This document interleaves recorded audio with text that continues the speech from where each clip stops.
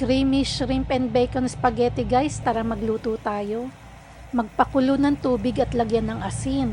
Tansyahin ang tubig depende sa dami ng lulutuing pasta. Dapat lubog ang pasta sa tubig para pantay ang pagkakaluto. Pag lumubog na sa tubig ang pasta ay tsaka mag-start ng timer kung ilang minuto dapat maluto ang pasta ayon sa package instruction nito. Hanguin ang pasta at salain 2 minutes bago tuluyang maluto at itabi lang muna ito. Huwag nga din palang kalimutang magtabi ng 1 tasang pinagkulo ang tubig nito at itabi lang muna. Magpainit ng kawali at iprito ang mga hipon. Lagyan na din ng konting asin at paminta. Iprito ng tig 1 minuto lang bawat side at hanguin agad at itabi lang muna.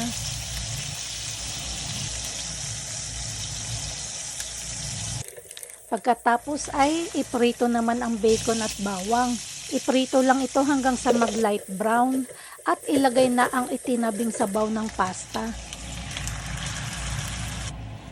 Pigaan ng konting lemon juice at ihalo na ang fresh cream, spaghetti, cheese at hipon at haluan din ng smoked paprika.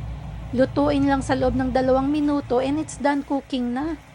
Lastly, itap lang natin ng baby leaf para naman may gulay. And there you have it guys.